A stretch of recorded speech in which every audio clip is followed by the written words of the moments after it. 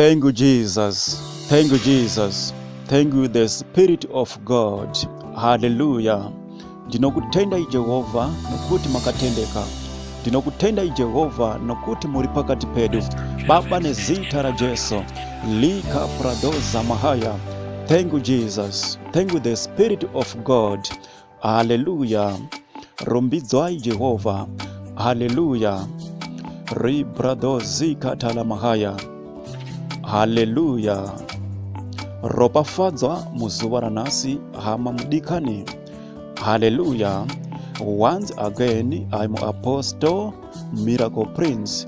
Thank you once again for your time for listening to our broadcast, The Voice Daily Devotional broadcast. Hallelujah.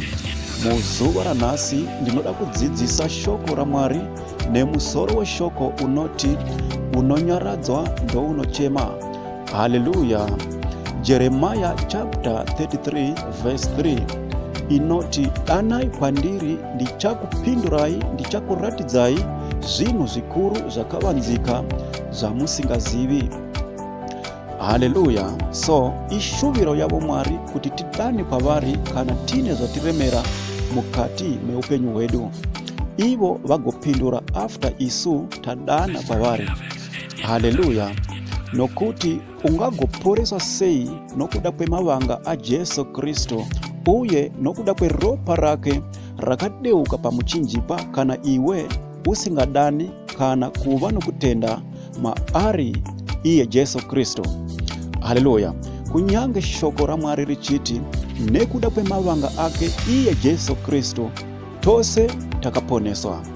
Kana usina kupfeka nhumbi yedu yokurwa nayo inonzi kutenda uye kuva mushoko ramwari, uye kana usina kuchema nedambudziko rako uchidana kuna Ishe Jesu Kristu, haufe wakaona Mwari vachikupindura, nokuti havangatombokupinduri zvinhu zvausina kudana pavari. Ndo sakei vachiti danai pandiri ndichakupindurai. Haleluya. Unopindurwa ndo wadana. Haleluya. Say I love you Jesus. I love you my master. Unonyaradzwa ndounochema, nokuti unogona kushora Mwari ama mudikani mukati meupenyu hwako nokuda kwematambudziko mazhinji.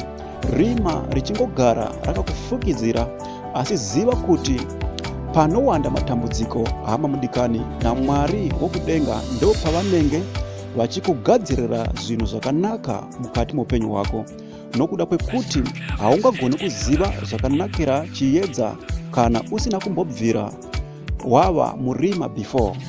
Haungagoni kuziva kutapira kweshuga kana usina zvimwe zvawakamborunga zvikakuvava uchifunga kuti ishuga before. Hallelujah.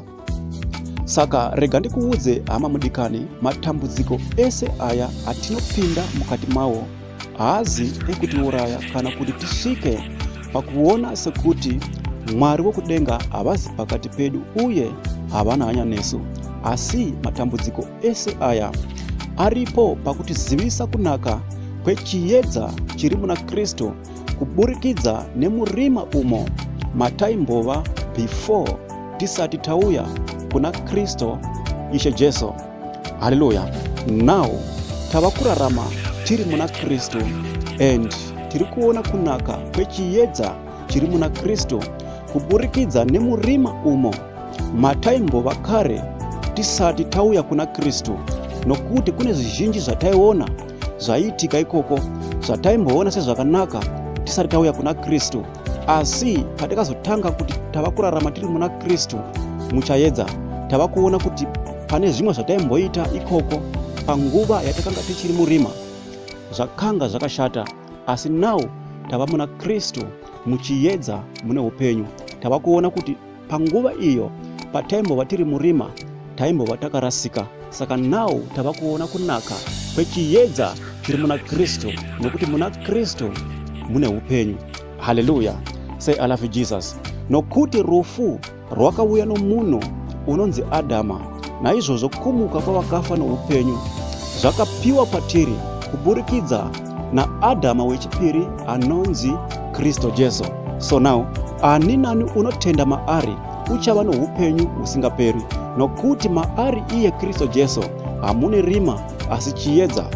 Haleluya. So now tose sezvatinofa muna Adama, naizvozvovo tese tichararamiswavo muna Kristo ishe Jesu. Haleluya. Danai kwaari nguva ichiri pedo, nokuti unonyaradzwa ndounochema. Haleluya. Kana mukavhura 1 vaKorinde chapter 15 verse 40 inoti, kune miviri yokudenga nemiviri yenyika, asi kubwinya kweyokudenga ndokumwe nokweyenyika ndokumwe. Saka upenyu hwako hunofanira kubwinya uchiri pano panyika sezviri kudenga, kuti vanhu vaone mabasa aMwari akanaka anenge achiitwa newe uchiri pano panyika. Nokuti Bhaibheri shoko raMwari rinoti, chasungwa pano panyika nekudenga chasungwawo. Saka cheki mararamiro auri kuita, hama mudikani, kuti rekodhi yako ikatorwa ikaendeswa kudenga, zvinonowanikwa zvichienderana here nemararamiro auri kuita uri pano panyika. Haleluya. Mwari wokudenga ngavakuropafadze. Ibva muzvivi uye kuna Jesu. Uya kuna Jesu uine kutenda pachinhu chipi nechipi chaungoda kuita mukati muupenyu hwako. Ivo Jesu vachakuitira. Dana kwavari pachinhu chipi nechipi chaungada kuti chiitike mukati muupenyu hwako, chaungada kuti ivo Jesu vakupe mukati muupenyu hwako. Dana kwavari, ivo vachakupindura. Nezita ra Jesu ropafadzwa. Amen. For you to be able to send in audios of these teachings every day. Also, if you have a prayer request, you can call or WhatsApp us on this number +27 61 916 4897. Once again, I'm Apostle Miracle Prince. To God be the glory.